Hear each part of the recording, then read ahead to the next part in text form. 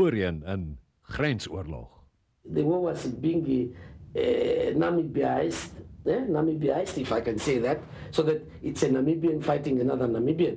Ons het regtig geglo dat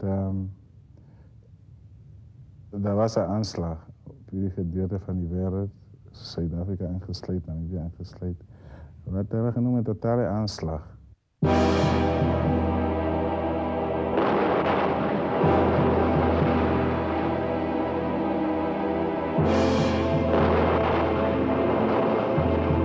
Baie onskuldige mense in die noorde wat doodgegaan het as gevolg van die kruisvuur. Landmyne wat gepland was, nie noodwendig bedoel vir die bevolking as deel van die oorlog, maar aan die einde van die dag is dit die publiek wat dat detoneer. So as ek kyk in die noorde, daar is seker skaars 'n familie wat nie veel kan sê dat 'n geliefde persoon verloor, iemand wat aan hulle verbond is verloor deur die oorlog. Dit was tragies. Die Ovambo-bevolking van die noorde van Namibië was deur al die jare van die oorlog in die middel van die gevegte. Duisende is dood of deur landmyne vermink. Afgesien van die daaglikse gevaar waarin hulle geleef het, het die oorlog ook 'n ander trauma gebring. Hulle moes kant kies. Gedurende die oorlog het ons Moskufuts gehad, ons het Moswati Army gehad, ons het Moswapo. 2 broers, miskien 3 broers en each one in one of the camps. Nou as ons nou huis toe gaan, wat gebeur? As ons nie reconciliation kan maak nie, dan sal ons onder mekaar begin veg en baklei. So ons het dit we prevented that. Die vyandelikheid wat geheers het, verhoed aan mens om logies te dink tot op die vlak dat die is my broer of nie my broer. Jy sien hom as 'n vyand en 'n vyand moet seker uitgewis word. Dit is beter vir ons, want ons het teen Swapo baklei daarso. Ons het teen Swapo baklei. Dit is al die pad van begin af teen Swapo baklei. En daai tyd wat ons gewerk het, goeie salaris gekry, maar nie groot salaris nie. Ons het gelewe met die kinders. En ek dink in die Weermaggeleedere is daar 'n bekende 2 broers, die Breitenbergs, wat verskillende sienswyse het. En dit is maar die Ovambos ook, is verskillende sienswyse, want sy broer is by Swapo en die ander broer is by 101 en so jag hulle mekaar. Die oorlog het hom nie net tussen soldate uitgespeel nie. Karl Njoba het albei sy ouers verloor. Ek dink ons was net 'n wonderlike familie gewees. Eintlik het ek by 'n sendingstasie groot geword, waar my pa dan in beheer van die kerk was en my ma was in beheer van die kliniek daar so.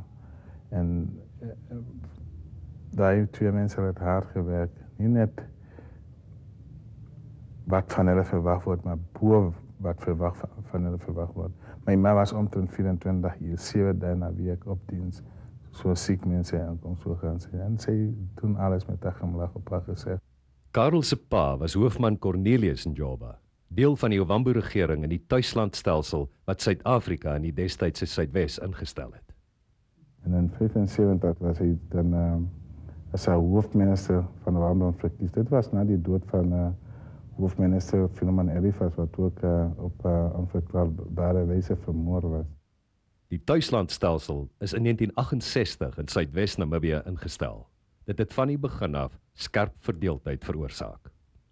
What they should have done is to integrate us as a society, but instead they start to divide us, to rule us in different developments. Like the Hereros should have their homeland, the Ovambos, the Kavangos, the Namas, the Damaras, and so forth. They were not preparing us as a nation of Namibia, but they were preparing individuals in Namibia so that they stay there as the rulers of Namibia, ruling divided people in their separate development. Ovambos wat gekies het om met die stelsel saam te gaan, is deur Swapo-ondersteuners as meelopers van die onderdrukker gesien. Pastor Njoba, according to the information I received, he was against SWAPO and was really ready, even armed himself, to fight on the side of South Africans. The South African at that time wanted to have people on each side, and definitely it has to use the leaders of the people and to take them to their side in order to convince the people. From their part, probably right or wrong, they were also trying to see the question of Southwest Africa resolved, but not through through war or conflict, but through negotiations. Pastoor Njoba se Nasionale Demokratiese Party was deel van die Demokratiese Toernale Alliansie. Einde 78 is 'n verkiesing in Namibië gehou waaraan SWAPO nie deelgeneem het nie. Die DTA het 'n oorweldigende meerderheid behaal en pastoor Njoba het lid geword van die wetgewende vergadering. Dit was gevaarlik. The case was to remove those who are collaborating with the system and also to show that their collaboration has consequences. En op het stadium het hy na sy veepost toe gegaan, toe het SWAPO te rustig gehoor. Hy het soon toe gery en plande hulle 'n landmyn in die pad. En nie baie ver van waar hy landmyn geplant het hulle hinderlaag gelê in case dat hy die landmyn mes sal hy nog in 'n hinderlaag vasgery. En toe straf hulle daai myn en hy is op vriendes geskiet saam met 7 van sy vriende. Karel se ma was een van 28 mense wat dood is tydens 'n bomontploffing by 'n bank in Oshakati in 1988. Dus baie mense in die noorde kon nie glo toe sy so onskuldig en sy het niks te doen gehad met die oorlog, niks te doen met die politiek nie. Dat sy het eers haar man verloor en dan haarself in die tragiese ongeluk. Intussen was albei kante in die oorlog besig om aktief soldate te werf in die noorde van Namibië. Baie van SWAPO se planvegters het hiervandaan gekom. Aan die ander kant het die SAW in Augustus 1980 die SWA gebiedsmag gestig, deels onder druk van kiesers by die huis. Okay, in Suid-Afrika het mense ook gesê, luister, ons seuns moet daar gaan baklei. Wat doen die mense van Suidwes? Dis 'n ander land daar en gaan 'n ander land word. Hulle moet ook hulle deel bybring. En in daai atmosfeer moes ons die Suid-Afrika gebiedsmag daar stig. In my eie opinie dink ek dit was seker maar gedoen om Namibiërs direk betrokke te maak by die oorlog en dit ook clear te gee dat dit eintlik 'n clear oorlog is, maar ideologische oorlog.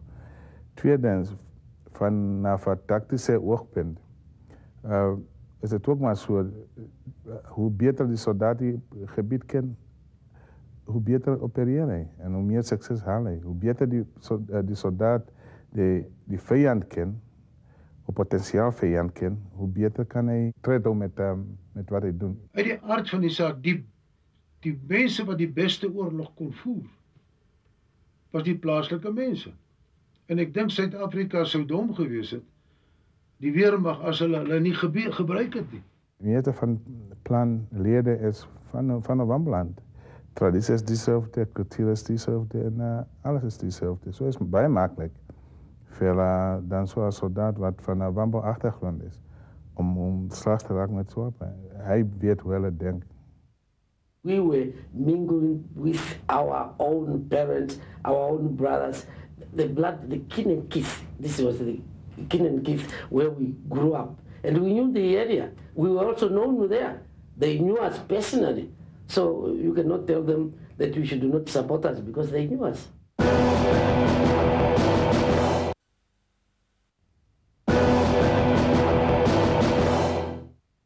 Jongmans in Namibië moes 'n harde keuse maak. Vir wie veg jy? Karel Njoba se keuse is bepaal deur sy agtergrond.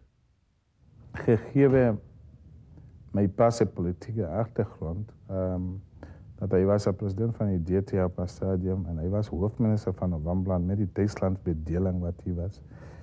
En voordat hy was 'n pastoor van die Lutherse kerk gewees.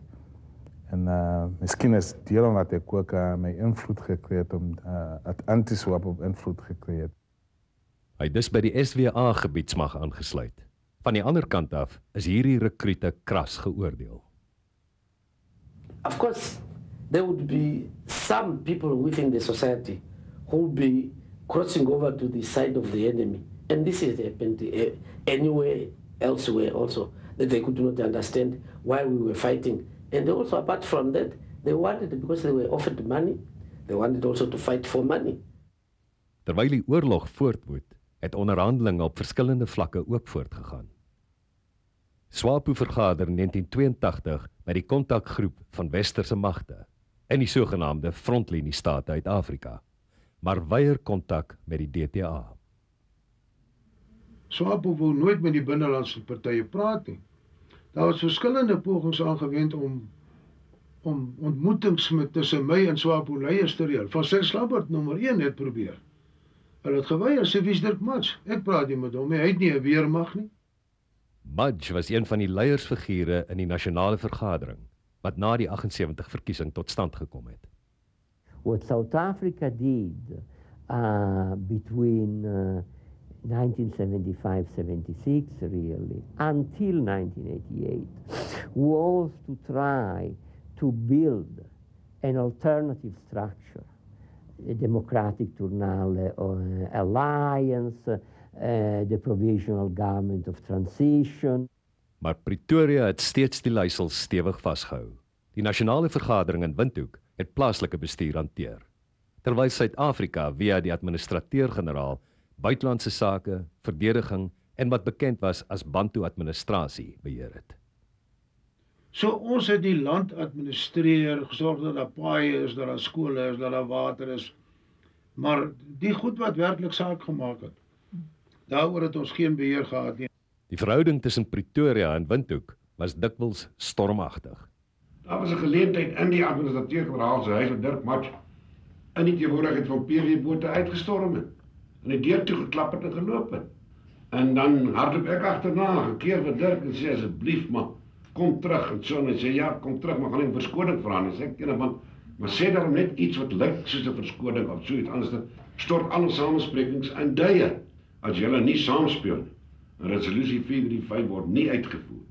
Dan is Suid-Afrika die een wat die prys gaan betaal. Dan gaan ook hierdie broer van julle wat julle voed, gaan nie weer in staat wees om dit te doen nie. Ons het die begroting van Suidwes opgetoppel met amper R1 miljoen per jaar. Amper R1 miljoen per jaar van ons belastingbetalers geld. In Windhoek het politici gedoen wat hulle kon om binnelandse omstandighede te verander. Die DTA het reeds in 1979 wetgewing voorgelê om openbare geriewe en woongebiede vir alle rasse oop te stel. Daar was 'n strafklausule dat iemand wat 'n swart man toegang tot 'n openbare gerief weier, sou sy lisensie verloor en was onderhewig aan 'n boete van en tronkstraf. PW-bote het my laat roep, so jy haal daai strafklausule uit of, jy weet, ek vat my geld weg of ek vat my troepe weg. Jy weet, en hy het my baie gedreig, en sien die eerste maal nie, was ook nie die laaste maal nie. Hulle was die politieke ontwikkeling in Suid-Afrika jare vooruit. Ek het vergaderings in Suid-Afrika toegespreek, by die universiteite was dit lekker, maar dis jong mense, maar by ouer mense, klap hulle vir my hande, en hulle sê vir my, wonderlik wat julle in Namibië doen. Dit sal nooit in Suid-Afrika gebeur nie. Hulle het regtig geglo, dit sal nooit gebeur nie. Onder wit Suidwesters het die wetgewing ook broer teen broer te staan gebring. Ek het min tyd vir mense, en daar's baie van hulle, wat nou agterna hoog opgee oor hulle verwerping van diskriminasie en apartheid. As ek hulle raakloop, dan vra ek hulle net een vraag, waar was julle in 77 toe ek, en my vriende en my familie, verraaiers genoem was? Waar was julle toe? Weerstand by die huis kon lanteer, maar in 1983 het Suid-Afrika gewoon die nasionale vergadering afgeskaf en die leiersels oorgeneem. 2 jaar later het PW Botha se regering 'n regering van nasionale eenheid, bestaande uit 6 partye in Namibië aan bewind gestel. Al was dit hulle eie skepping, het die Suid-Afrikaanse regering dikwels hierdie liggaam as 'n lastige vlieg hanteer. I have found, I'm jumping, because in the South African archives, fascinating documents in which P.W. Botha in 86, 87, he was a very blunt guy, tells the leader of the transitional government in Namibia that they are useless.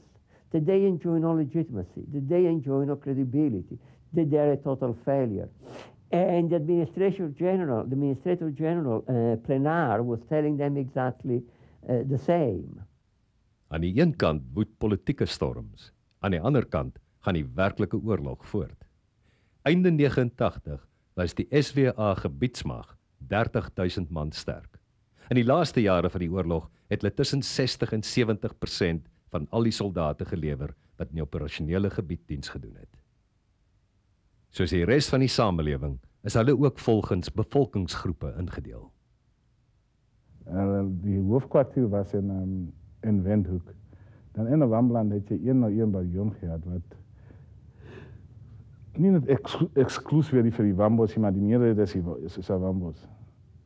En dan gaan jy na Opoa toe, ons het 1 of 2 dae gehad wat vir die Wahimbas was, en dan gaan jy Kavango toe, jy het 2 of 2 wat vir Kavangos was. En yeah, so it was established along ethnic lines. Bernie de Waal en Karel Njoba het saam in 101 bataljon gedien. Dis 'n kameraadskap wat jy bou, wat sal bly tot die dag wat jy doodgaan. Dis net 'n ander vriendskap as jy en jou buurman wat nou 10 jaar al langs mekaar bly. Dis net 'n ander vriendskap. As jy aan een kant is jy bloedbroers.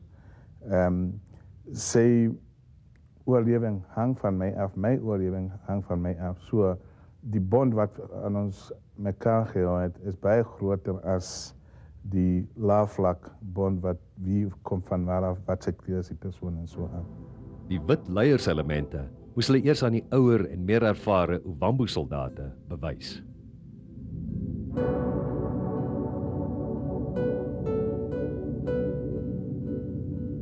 Ja, dit is maar so, maar dit is ook tussen die troepe hulle self is dit ook maar so. As jy jouself nie bewys nie, ek self as 'n offisier en ek is swart, net soos hulle.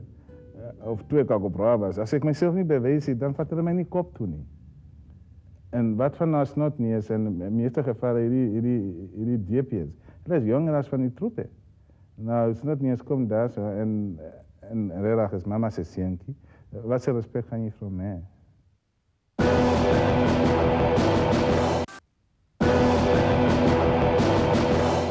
Jaar oud, natuurlik kan jy vir jou indink. Dit was 'n groot verantwoordelikheid ook wat jou toegekom het. Ek meen ek was 'n pelotonbevelvoerder. Ek sit met 4 Kaspers onder my beheer, met groot masjinerie, met Ovambo bataljon troepe wat al voorheen deur hierdie proses was, wat vir hulle maar net nog in kontak was. Ek was die leier, ek moes die besluite geneem het, en op 18 jaar oud, dink as jy vandag 'n normale 18-jarige oue seun vat, het hy nie verantwoordelikheid teen ons selfoon in Menlyn shopping sentrum. Die routine van ontplooiing was 2 weke, 14 dae uit. Jy het 'n verantwoordelike gebied wat jy moet dek. Dan werk jy maar enige informasie deur, totdat jy dit tot die einde gebring het. As het op 'n kondak uitloop, dan loop dit op 'n kondak uit. En na 14 dae gewoonlik kom mense maar terug, dan jou troepe het 7 dae is, dan gaan jy dan maar weer. Ons het vele male wat ons noem op die spore geslaap, wat ons dan ry en dan die lig ons ingehaal. En dan het ons daai spoor gemerk en gaan slaap, en soggens vroeg het ons opgestaan en ons was weer op daai spoor. Jy kry byvoorbeeld 'n groep terroriste in jy jag hulle, en dit kan duur van oggend tot die aand. Of jy praat van 'n ontplooiing. Ek self was ontplooi vir omtrent 6 maande te voet in Mopa area met 'n company. Die eerste kontak is die vuurdoop, iets wat jy vir altyd onthou.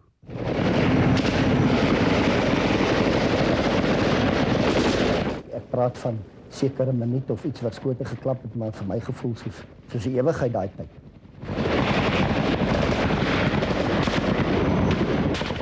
Mense is bang vir die dood, mense is bang vir die onbekende, en jy weet nie wat met jou gaan gebeur nie. Maar soos die tyd aangaan, so raak jy gewoond dat jy eintlik sleg voel as jy nie kontak gehad het vir 'n paar dae nie. So jy ry basies in 'n boksformasie uitgesprei met jou Kaspers en jy voor in die middel. En dan speel jy die speletjie van wat as? Wat as my radio nou kalf? Wat as ek nou 'n papwiel kry? Wat as die ou links van my seker? Wat as ek het net 3 groot gewere op 3 wapens, daai voertuig nou iets oorkom? Wanneer die skote klap, is dit natuurlik nou wanneer al daai tipe ondervinding van jou vorige jare moet intree en dit is wanneer dinge baie vinnig gebeur. Terwyl die skote klap en vorentoe ry en jy by die vuurgeveg wen, moet jy 'n plan maak. Daai plan moet gekommunikeer word per radio na jou voertuie toe en na jou drywer toe. Daai plan moet jy kommunikeer na die mense wat op jou voertuig self en dit alles terwyl die skote klap.